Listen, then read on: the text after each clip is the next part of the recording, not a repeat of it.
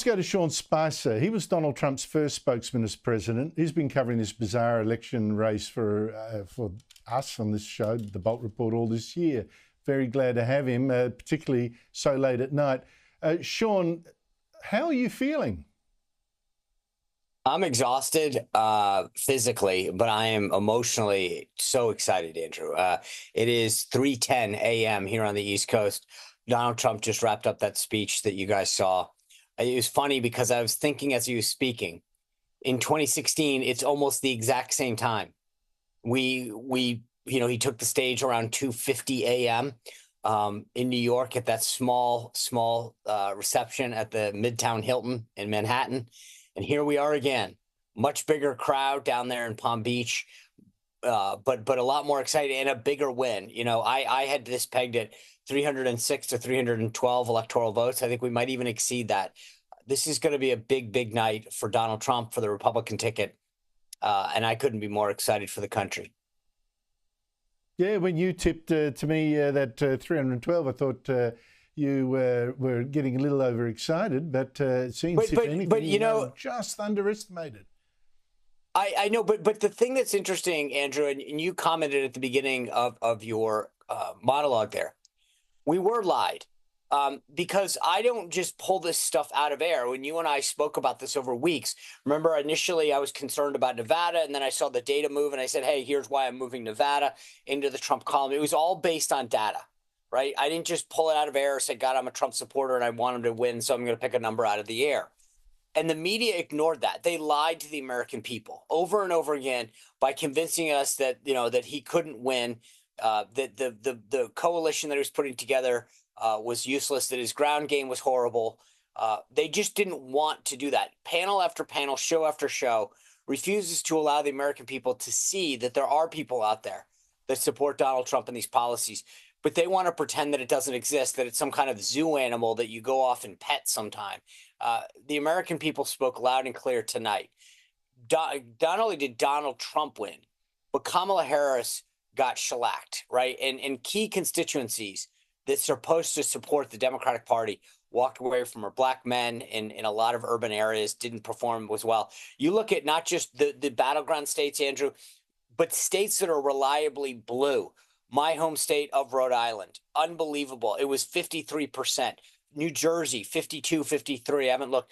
Iowa, they told us for the last few days that Kamala Harris was up 3 points, and they paraded around this Des Moines Register poll saying that women were breaking, you know, for her, and this was amazing. Donald Trump won Iowa by 14 points tonight, 6 points more than he won in 2020. The media wanted to parade around that she was up 3 points. They wanted to create, you know, suppress the vote. This was an embarrassment. And I think they're going to wake up tomorrow and forget how complicit they were in what happened tonight.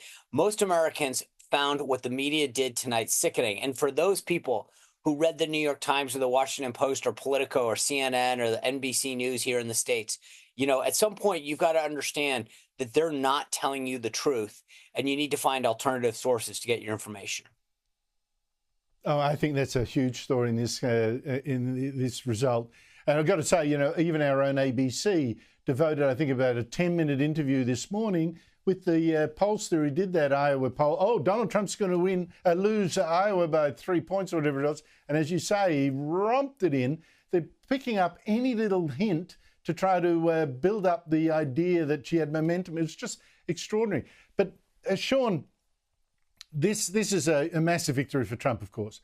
For the Democrats, I wonder whether, this should really cause an explosion in that party, because those Democrat power brokers, they forced out Joe Biden as their candidate when he imploded in his debate with Donald Trump. They then forced Harris onto the party as their candidate without even a vote of any delegates, even though she'd be one of the most unpopular vice presidents in recent history.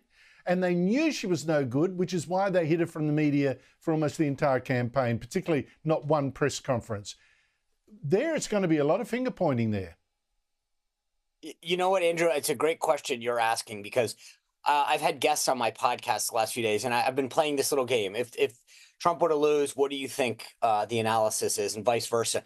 I think it's going to be really interesting what the media and the left use as the excuse. One, do they claim, well, it was China or Iran or North Korea or Russia? They already used the Russia hoax, so I don't know that they can use that twice. Um, but I think that it's going to be someone. There's no way that this possibly could have happened. So who do we blame for this? Then they're going to blame Biden. Then they'll blame Harris. And then I think you're going to see the progressive wing of the party, the Bernie Sanders, the Alexandria Ocasio-Cortez, saying that she just wasn't progressive enough and that they need to tack further to the left. I mean, I will be fascinated to see how this.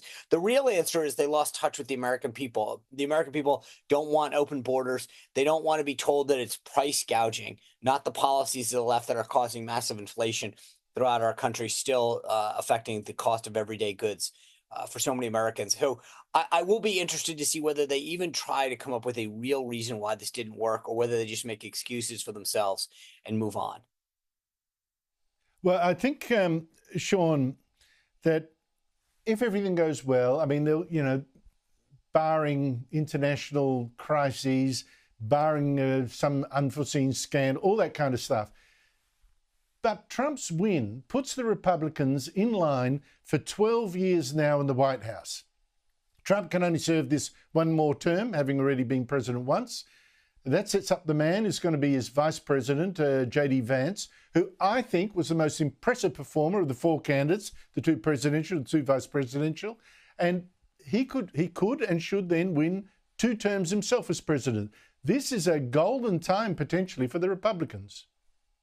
It is because J.D. Vance, you've got Trump. He'll bring in the America First agenda, and I think really have a different focus than he did that first term. But then J.D. Vance, he just turned 40, 2 months ago.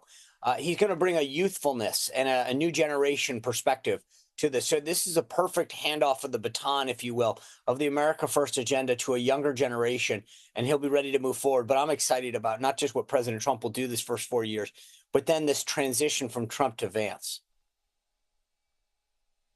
Now, Trump the dictator, now that was Harris's big claim, right? He's a Hitler fan, he's a tyrant, his democracy is under threat. The media ran with that too, most of it. Trump is now going to prove that is a lie. He won't be a dictator. That's going to expose a lot of people. Do you expect some serious soul searching in the Democrats or in the media? Because people aren't going to buy this kind of rubbish second time round. I hope not. I think, as I said, the Democratic Party, it will be interesting to see whether or not it's real or not. I was at the Republican National Committee when in 2012, after we lost, we did a lot of soul searching. We looked at how we did business as a party and said, what can we do better to win? And I think despite some of the media misinterpretation as to what that report looked like, we talked about outsourcing and better utilizing third-party organizations to do a lot of the mechanical and logistic thing. I think that paid off. Think about what's going on now in terms of the ground game. But secondly, you bring up the media. I was there in 2016 after the election when senior executives from NBC News admitted that they missed it and said that they were going to correct it. I don't think they will. I think they had a chance to do it after Donald Trump won in 2016. Even after the election was close in 2020, they've doubled down on stupid. And I don't think that this election is going to be any different. I think they'll make excuses, but they don't want to. They don't like Donald Trump. They hate Donald Trump. They hate people who support Donald Trump. You saw that in the coverage leading up to them. There's no way that all these people who went all in, basically spreading misinformation about where the race stood and the support that Donald Trump have, are suddenly going to have a come to Jesus moment tomorrow. Not going to happen. I would have thought they'd be ashamed of misreading the electorate so badly. Oh, no. But anyway, they're not ashamed. Me. They'll come up with an excuse. They're not ashamed of it. They have no shame. They literally will wake up tomorrow and make an excuse up. And again, I think they'll be the first to figure out some country or outside entity or Martians that flew down and influenced this election, because it wasn't them for certain. Well, just finally, Sean, we've talked about this before. Donald Trump, let's face it, he has got an ego. He's got a lot to be egotistical about, even now, particularly now, I would have thought. But self-willed and all that, and you give him advice and he can just trample all over it. And, a lot of unforced errors in this campaign as well. I don't think the election should have been as close as it was.